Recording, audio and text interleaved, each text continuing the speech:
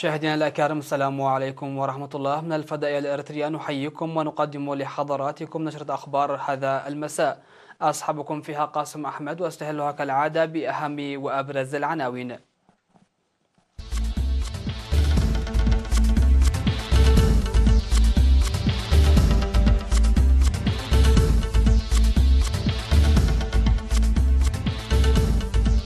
رئيس الوزراء السوري غادر البلاد مختتما زيارته الرسمية التي استغرقت يومان. تنظيم منتدى شبابي في إقليم عنسبة. تأهيل أعضاء مكتب المراجع العام. الولايات المتحدة تقول إنها أسقطت طائرة إيرانية مسيرة في هرمز. سقوط قتلى في انفجارين يهزان كابول وقندهار بأفغانستان. ومنع تحليل طائرات 737 ماكس يؤثر بقوة على حسابات بوينغ. أهلا بكم إلى تفاصيل النشرة. غادر رئيس وزراء جمهورية إثيوبيا الفيدرالية الديمقراطية الدكتور أبي أحمد صباح اليوم البلاد مختتما زيارته الرسمية التي استغرقت يومان من 18 وحتى 19 من يوليو الجاري. وخلال جلسة المباحثات التي أجراها كل من فخامة الرئيس إسياس أفورقي ورئيس الوزراء الدكتور أبي أحمد حول تطور العلاقات والتعاون الثنائي بين البلدين، وكذلك القضايا الإقليمية ذات الاهتمام المشترك وتطوراتها وغيرها من الموضوعات، توصل إلى مذكرة تفاهم لمواصلة روح السلام والتعاون والعمل لتمتينها وتقدمها، إيمانا منهما بأن السلام مهم لتقدم وتطور البلدين والشعبين الشقيقين، بالإضافة إلى أنه يساعد في استقرار المنطقة. كما تفقد الزعيمان أعمال توسعة الطرق والجسور الجارية في طريق نفاسيت دك أمحرية، وكان في استقبال رئيس الوزراء الإثيوبي الرسمي لدى وصوله مطار أسمر الدولي فخامة الرئيس إسياس أفورقي.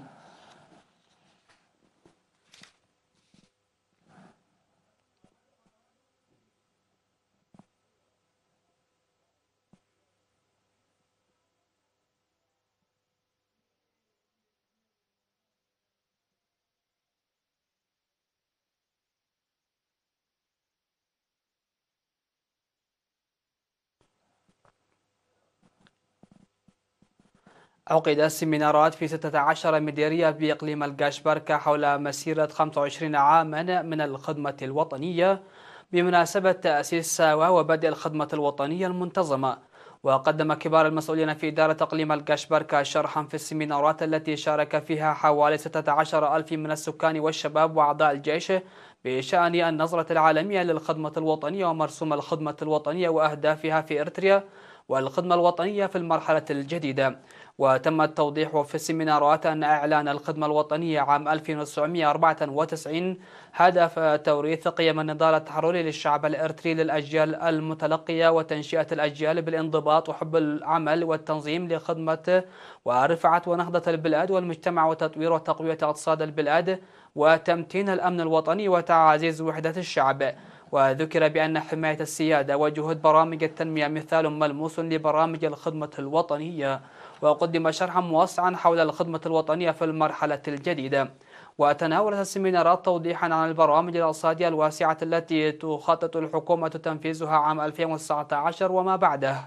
وتجري في إقليم القاشبركة أنشطة رياضية وثقافية ومسابقات معلومات عامة بمناسبة اليوبيل الفضي للخدمة الوطنية وتأسيس ساوا.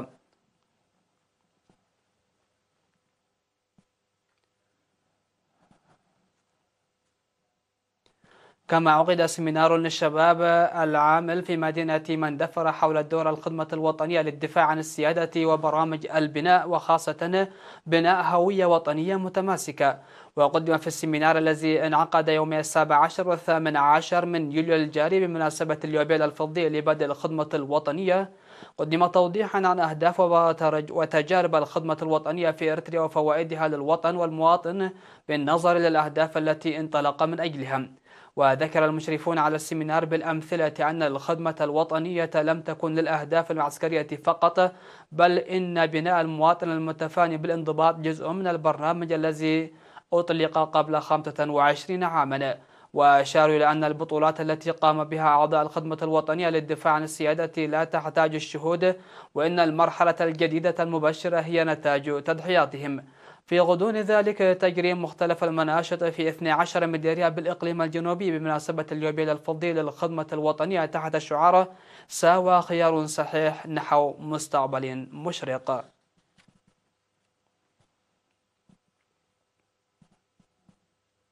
عقد منتدى في كلية حمل المال الزراعية يوم 17 من يوليو حول قضايا الشباب تحت شعار العمل المنسق في الشباب خيار جيد لنتائج فاعلة. وهدف المنتدى تحويل القرارات إلى خطط عمل انطلاقا من التجارب المكتسبة في قضايا الشباب. وقال حاكم إقليم عنسبة السيد علي محمود في المنتدى إن دور الشباب كبير في التنمية والبناء إذا تأهلوا علميا ومهنيا، ويتطلب القيام بعمل منسق في هذا المجال. من جانبه أوضح سكرتير الجبهة الشعبية للديمقراطية والعدالة في الإقليم السيد رزاني أدوناي إن الاستثمار الضخم الجاري في الشباب هو استثمار في المستقبل، ومن المهم تنسيق كافة الجهات لتقوية تنظيم الشباب ووعيهم السياسي وتوسيع فكرهم ومعرفتهم وتمتين وطنيتهم ووحدتهم. وقدمت في المنتدى أوراق حول ارتياح الشباب في العمل واهتمام الشباب بالسياسة ودور أنشطة وبرامج الدعم التعليمي للاتحاد الوطني للشباب والطلبة للطلاب وعمر المراهقة وتحدياته والرعاية التي يحتاجها والوضع الراهن للتعليم في إقليم عنسبة ومقترحات الحالة. وأوصى المنتدى للاهتمام بمعوقات التعليم المتمثلة في عدم توزيع العمل ونقص التجهيزات وضيق المكاتب والتدريس بمواد لم تدرسها وقلة برامج التدريب وقضايا أخرى. وأوضح رئيس الاتحاد الوطني للشباب والطلبة السيد صالح أحمد دين في ختام المنتدى إن تنشئة الشباب متفان بوعي وتنظيم قوي يحتاج لعمل قوي، مشيرا إلى ضرورة القيام باستثمار في الشباب لكون المرحلة الجديدة لها فرص واسعة.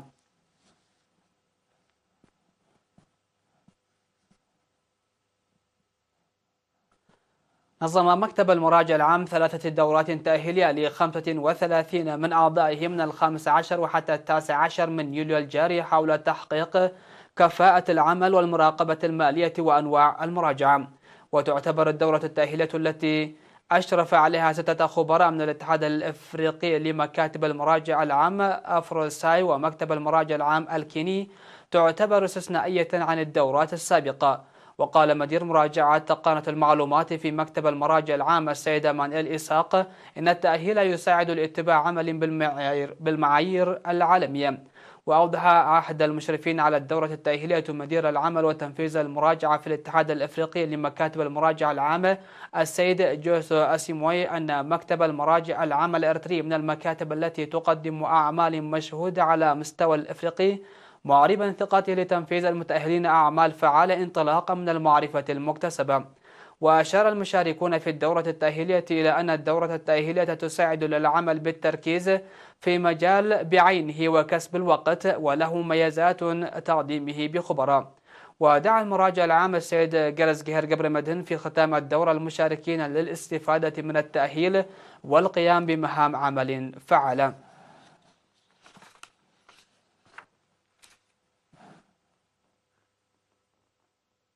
قدمت دعوة في الاجتماع التقييمي الذي نظم في 10 و11 من يوليو الجاري للدفع بقوة لتعزيز العلاقة الثلاثية التي حققت نتائج مشجعة للتطور الأكاديمي في مديرية الدقية. وشهد الاجتماع نقاشا معمقا حول أوضاع المعلمين والطلاب ومتابعة الآباء لأبنائهم، بالإضافة إلى دور الأنشطة الثقافية والرياضية والصحية في التعليم الأكاديمي المميز. كما قدمت 24 مدرسة تقاريرها في المناسبة. وبحث المجتمعون المكتسبات بالتركيز على الإيجابيات والقصور وسبل حلها. وقال مسؤول مكتب التعليم في مديرية الدقيق الأستاذ عمر الدين محمد أن نسبة النجاح في العام الدراسي 2018 و2019 في المدارس الابتدائية كانت 83%، وفي الإعدادي 74%، وكذلك في الثانوية.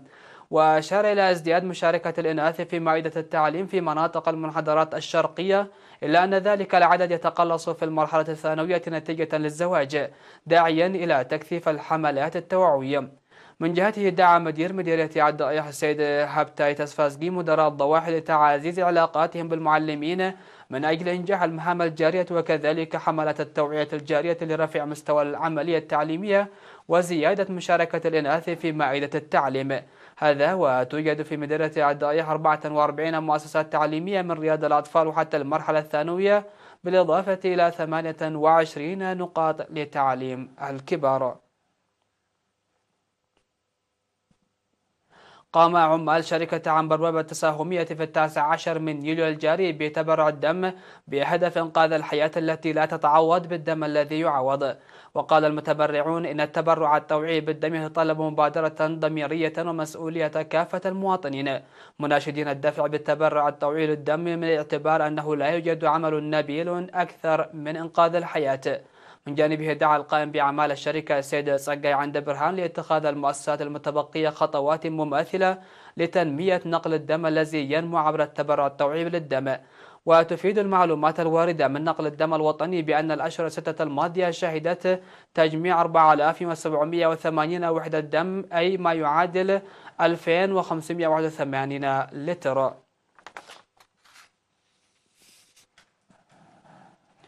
فصل قصير مشاهدينا الأكارم، ومن ثم أوافيكم بالأنباء العالمية، فابقوا معنا.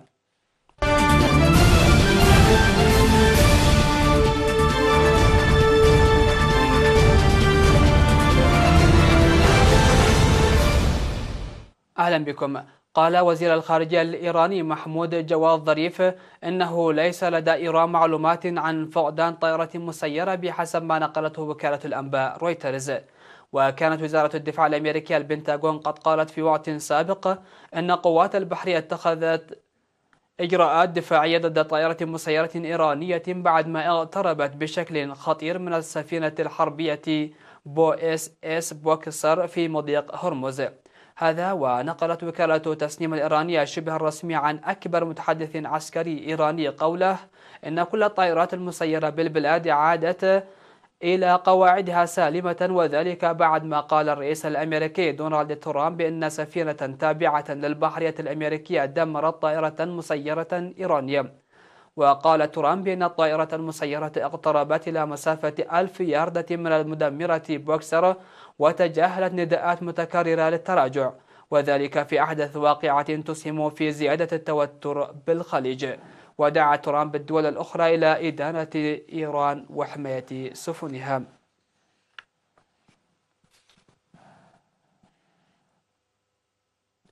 قتل 6 أشخاص على الأقل وأصيب آخرون في انفجار قنبلة قرب جامعة في كابل في حلقة جديدة من أعمال العنف التي تهز العاصمة الأفغانية.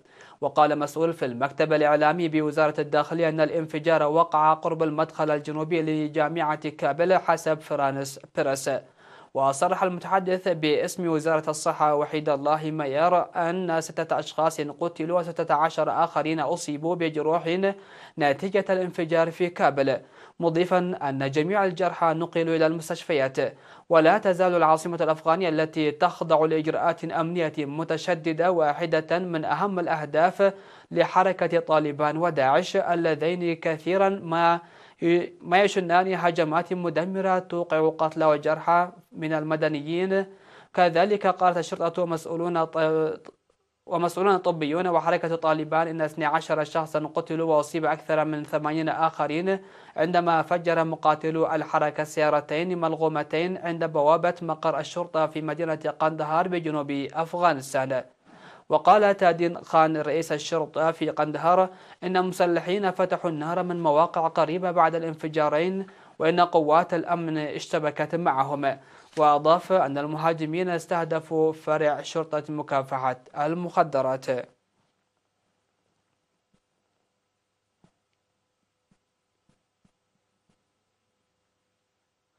أعلنت مجموعة الصناعات الجوية بوينغ أن المشاكل التي تواجهها طائراتها 737 ماكس ستؤدي إلى تراجع رقم أعمالها وأرباحها قبل حسم الضرائب في الفصل الثاني من العام بمقدار 5.6 مليارات دولار. وقالت مجموعة الصناعات الجوية في بيان أنها ستخصص 4.9 مليارات دولار لتغطية النفقات المترتبة بعد حادثين للطائرة 737 ماكس أسفر عن سقوط 346 قتيلا ومنع هذا النموذج من الطائرات من التحليق في العالم منذ مارس. وتقول بوينغ أن هذه الطائرة يمكنها استئناف رحلاتها في الربع الأخير من العام بدون أن تخفي أنها ليست متأكدة من ذلك. وكانت بوينغ قدرت بمليار دولار كلفة الأزمة المرتبطة بطائراتها بين منتصف مارس ومنتصف أبريل، لكن خبراء ومراقبين توقعوا أن ترتفع هذه الكلفة بسبب تعويضات الشركات الجوية التي ألغت عشرات الآلاف من الدولارات.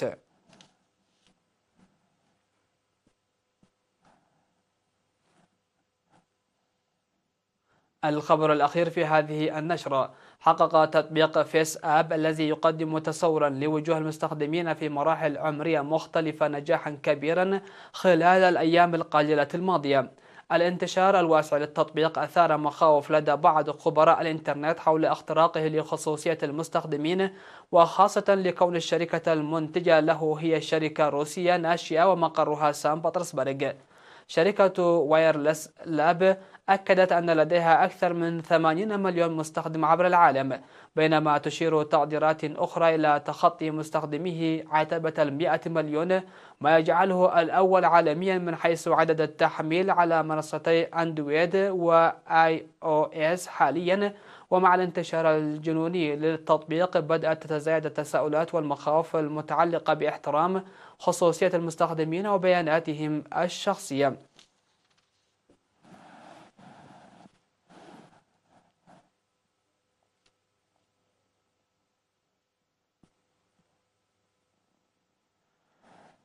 مشاهدينا الأكارم، انتهت النشرة. شكرا لحسن الاستماع والمتابعة، إلى اللقاء.